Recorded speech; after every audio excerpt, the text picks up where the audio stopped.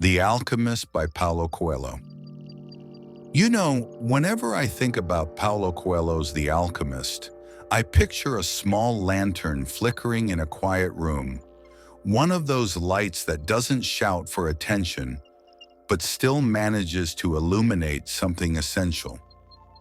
The book feels like that, small, simple, almost weightless. Yet somehow it manages to rearrange something inside people. And maybe that's why I keep coming back to it. Not because it's complicated, quite the opposite. Coelho decided to tell the truth in the shape of a fable, a story smooth enough for anyone to hold, but deep enough that you can spend years wondering through its meaning. At the center of it is Santiago, a shepherd boy who begins with nothing but a flock of sheep and an insistent dream.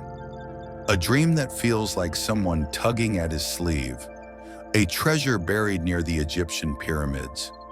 And while most of us would shake off a dream like that, Santiago listens. That's the first thing I admire about him, his willingness to take his own longing seriously. He meets this mysterious old man, Melchizedek, who tells him that when we truly want something, the universe actually leans toward us. Not in a fireworks kind of way, more like a subtle shift in gravity.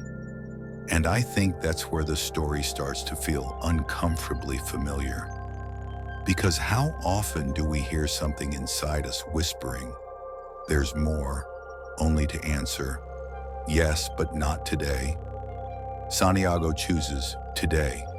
He sells his flock. He goes. And the world, generous but not indulgent, gives him a rough welcome. He gets robbed almost immediately in Tangier. It's such a brutally honest moment. The universe will conspire, but not coddle. And isn't that how real change works? The moment you step towards something meaningful, life asks, "How badly do you want this?" Not out of cruelty, but out of calibration. He ends up working at a crystal shop, days stacking into weeks, polishing the same glass, watching customers trickle in. He could have stayed there forever, comfortable, safe, numb. Many people do. But Coelho gives him this quiet restlessness, a reminder that stability can be its own kind of desert if it keeps us from growing. The crystal merchant, who once dreamed of Mecca but never went, becomes a sort of mirror. Santiago sees what happens when a dream is kept on a shelf long enough. The dust becomes permanent. It's heartbreaking, but so real that it almost feels like overhearing someone confess a truth they weren't ready to say aloud. So Santiago leaves again, not because he's fearless, but because the ache of not knowing is heavier than the fear of trying. Then comes the actual desert, the literal one, endless, shimmering, and strangely patient.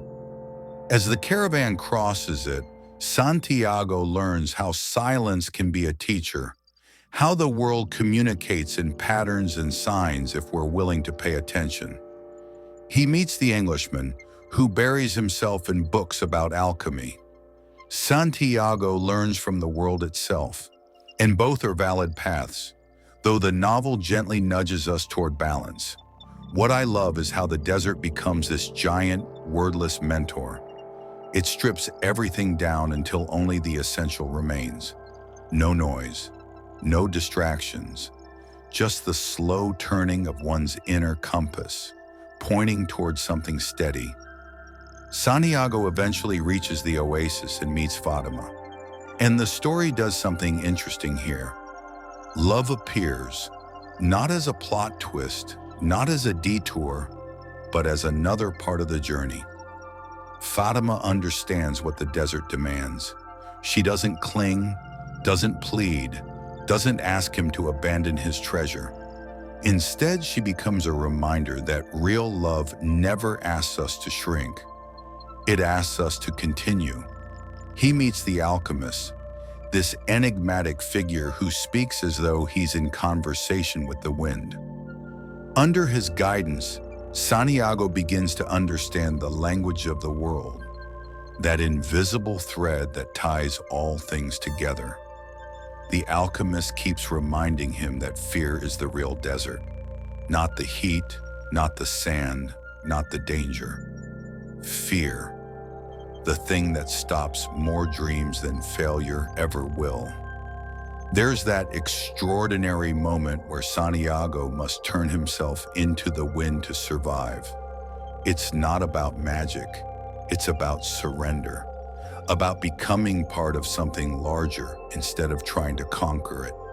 And by that point in the story, you realize Santiago isn't becoming powerful, he's becoming aligned. Finally, he reaches the pyramids. He digs, he bleeds, he nearly dies. And in the most ironic twist, he learns that the treasure was back in Spain all along, at the church where he first had the dream. But, and this is the crucial point, he had to journey across continents to truly understand what that treasure meant. He had to become someone capable of seeing it. That's the part that lingers with me. The alchemist isn't saying, your treasure is close, don't bother traveling. It's saying the opposite. Without the journey, you would never recognize the treasure. You'd walk past it every day. And so the novel ends almost where it began, but everything inside Santiago has changed. The journey wasn't a loop, it was a spiral, returning to the same place, but at a higher level of understanding. What fascinates me is how the story keeps echoing long after you close the book. It asks uncomfortable questions. What dream have I ignored? What fear am I feeding? Where have I traded possibility for comfort? And perhaps the biggest question of all, am I willing to walk my own desert? Paulo Coelho doesn't pretend the path is easy. He doesn't dress it in motivational glitter. He simply presents a shepherd boy who listens to his heart and follows it step by tentative step. And somehow that feels more challenging and more hopeful than any heroic fantasy. The truth is, all of us have a personal legend, even if the words feel grandiose, something that calls, something that won't quite leave us alone.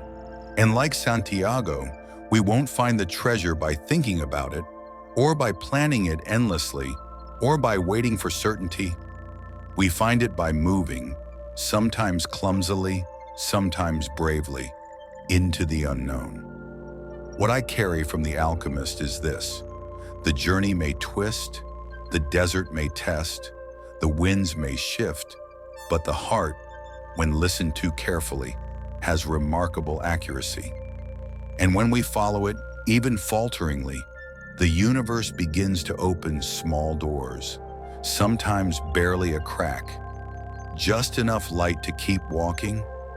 And maybe that's all we really need: a crack of light, a reason to keep going, a reminder that treasures rarely lie at the beginning, but they almost always lie waiting for those who refuse to give up on the search. That is the quiet, enduring gift of The Alchemist, an invitation, soft but insistent, to go, to begin, to continue. Like and subscribe to Leonverse for more videos like this.